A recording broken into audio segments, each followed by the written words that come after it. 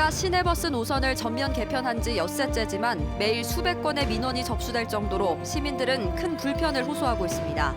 포항시 시내버스 노선 개편의 문제점을 3명의 기자가 집중 취재했습니다. 3년째 이어진 영덕 강구면 침수 피해에 대해 한국철도시설공단이 원인 조사 용역을 실시하겠다고 밝혔지만 주민들은 즉각적인 피해 보상에 나서라며 반발하고 있습니다. 여러분 안녕하십니까? 포항 MBC 뉴스입니다. 포항시가 시내버스 노선을 전면 개편한 지 엿새째지만 매일 수백 건의 민원이 접수될 정도로 시민들은 큰 불편을 호소하고 있습니다. 빠르고 편리한 서비스를 위해 막대한 예산과 시간을 들여 시내버스 노선을 개편했는데 무엇이 문제인지 포항문화방송이 오늘 집중 취재했습니다. 우선 개편된 시내버스 노선을 잘 모르겠다, 한참을 기다려도 버스가 오지 않는다, 불만이 잇따르고 있는데 현장의 생생한 목소리를 박성아 기자가 보도합니다.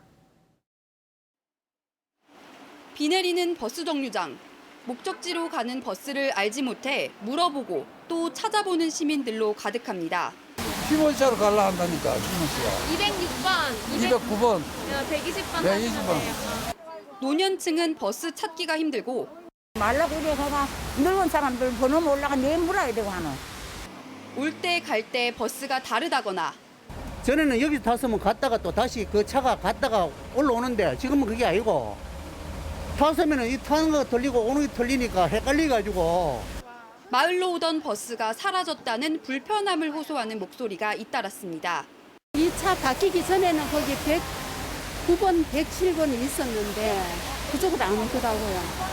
버스 개편 엿새째지만 배차 간격과 도착 시간 등이 맞지 않는 경우들이 많아 시민들의 혼란이 계속되고 있습니다.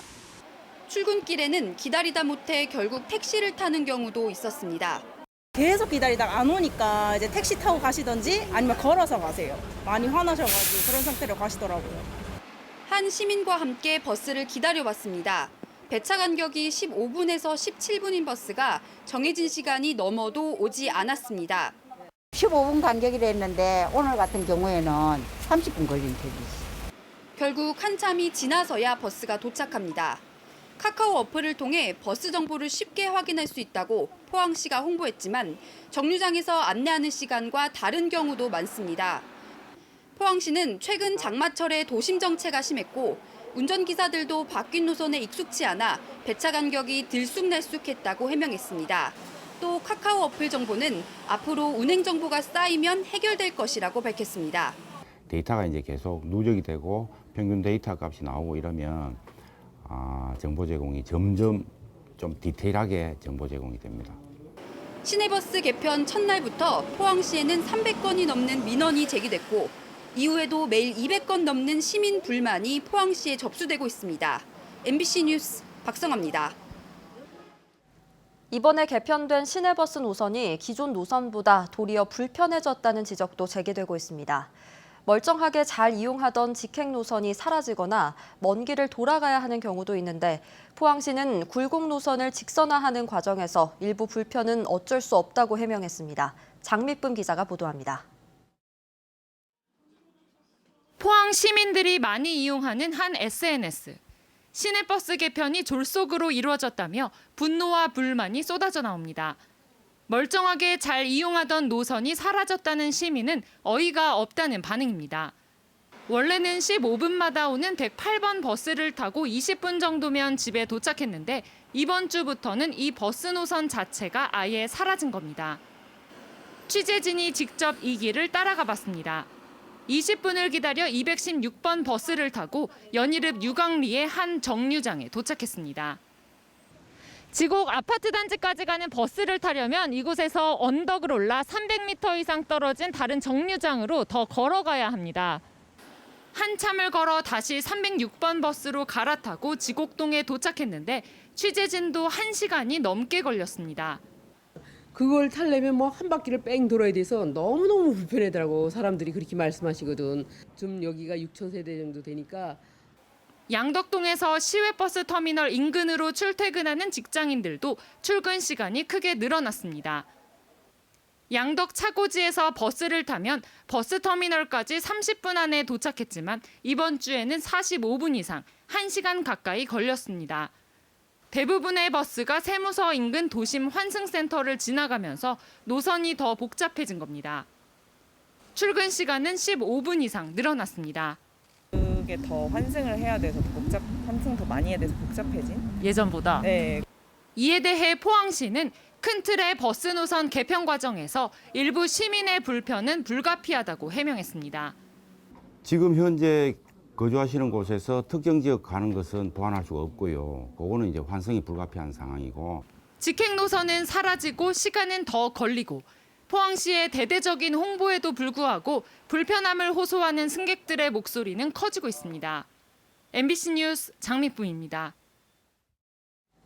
포항시는 이번에 12년 만에 시내버스 노선을 전면 개편했습니다. 또 3년간이나 준비했다고 하는데 막상 뚜껑을 열어보니 준비도 홍보도 턱없이 부실했습니다. 이규설 기자의 보도입니다.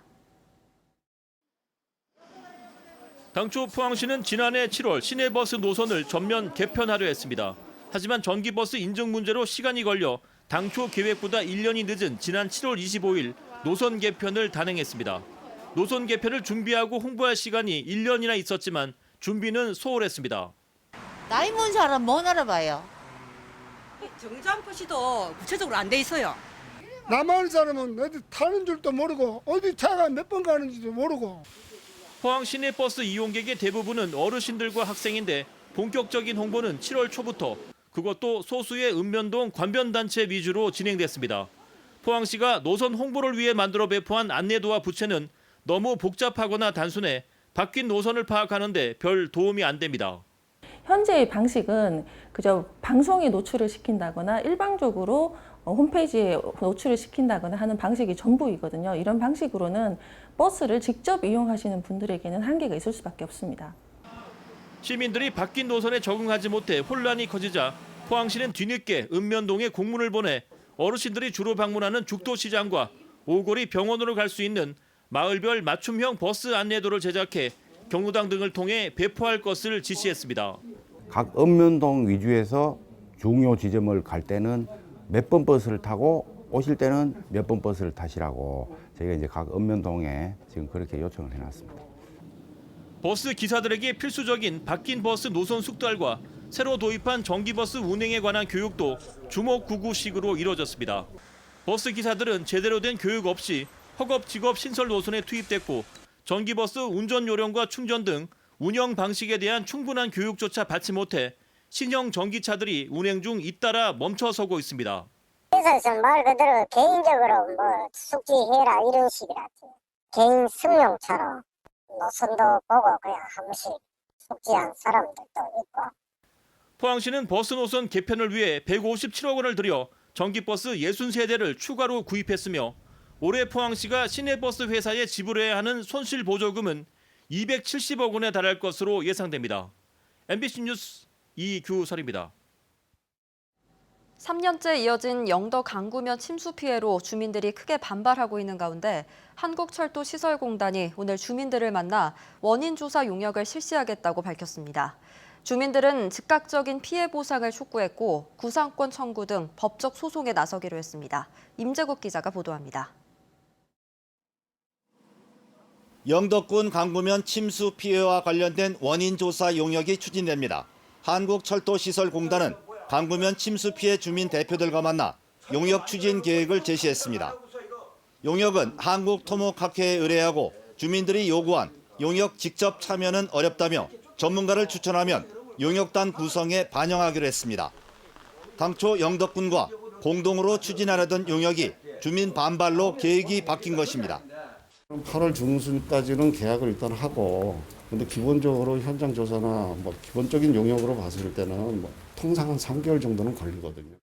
주민들은 전문가 설계 용역에 따라 조성된 강구 역사 때문에 3년간 침수 피해가 이어져 용역 자체를 신뢰할 수 없다며 즉각적인 침수 피해 보상과 항구 복구 대책을 촉구했습니다. 그 기간이 또 길고 우리 주민들이 당장 한번 세부이나 이런 걸 겪었는데 선용역 후 결정 이거는 우리인데는 저 피해 주민들은 와닿지 않는 그런 현상입니다. 용역 추진과 별도로 침수 피해와 관련해 법적 소송도 이어질 것으로 보입니다. 주민들은 대책회의를 갖고 한국철도시설공단과 영덕군을 상대로 침수 피해에 대한 구상권 청구 소송과 법적인 피해 보상도 요구할 예정입니다. 또 조만간 한국철도시설공단과 국토교통부, 영덕군을 대상으로 대규모 항의 집회 등 집단 행동에도 나설 계획입니다. MBC 뉴스 임재욱입니다. 포항시의회는 오늘 긴급 임시회를 열고 입법 예고된 포항지진특별법 시행령 일부 개정안의 개선을 촉구하는 성명서를 채택했습니다. 시의회는 정부의 시행령 개정안이 포항 시민들의 염원을 완전히 저버렸다며 지진 피해 구제 지원금 100% 지급을 시행령에 명시하고 정부가 지가 하락과 무형자산 손실도 보상해야 한다고 주장했습니다.